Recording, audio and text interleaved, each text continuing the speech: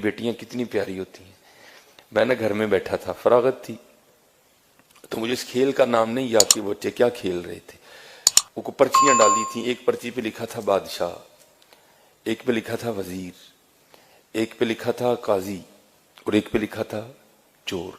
उन चार पर्चियों को बंद करके ना फेंक देते, फिर सारे एक एक उठाते थे। अब जिसके हिस्से में बादशाह की पर्ची आई वो बादशाह बन गया, जिसके हिस्से में काजी की आई वो काजी बन गया, जिसके हिस्से में वजीर की आई वो वजीर, और एक हिस्से में आनी है चोर की।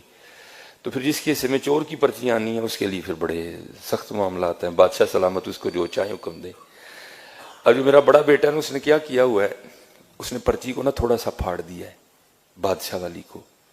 तो बेटियों को नहीं पता चल रहा कि बड़ा भाई हमारे साथ क्या कर रहा है, तो वो बार बार बादशाह बन रहा है। वो बेचारी कभी कोई चोर बन रही है, कभी वो किसी को कह रहा है मेरी जूती पॉलिश करो, किसी को कह रहा है। मैं बैठा देख रहा हूँ सारा। मैंने कहा यार एक ही कारण है। मैंने कहा जी मुझे भी खिलाओ।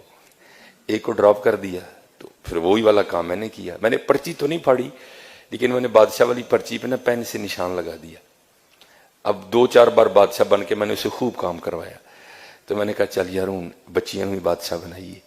तो मैंने अपनी बड़ी बेटी को कहा कि ये जिस पे निशान लगा ना तूने ये पर्ची उठानी है।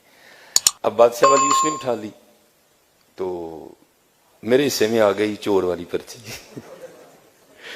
अब सबने बताना था कि क्या पर्ची आई है, तो सबने बताया।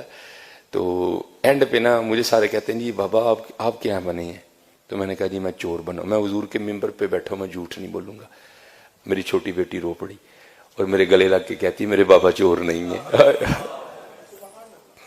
मेरे गले लग के रो पड़ी। खुदा मैं मिंबर पे बैठा हूँ हुजूर के, मैं झूठ नहीं बोल रहा। हालांकि मैं ऐसी बातें नहीं सुनाता, ये आपकी दिलजोई के लिए सुना रहा हूँ कि बेटियों के लिए कभी ऐसा फिक्रा नहीं बोलना। ये रहमत होती है। मैं मिंबर पे बैठा कह रहा हूँ, मेरा अल्लाह गवाह है इस बात का। हाँ मैं ऐसी बातें नहीं सुनाता। वो मेरे साथ लग के ना रो पड़ी, हकीकतन रो पड़ी, और कहती मेरे बाबा चोर नहीं है। ये रहमत है। बेटियों से मोहब्बत करो।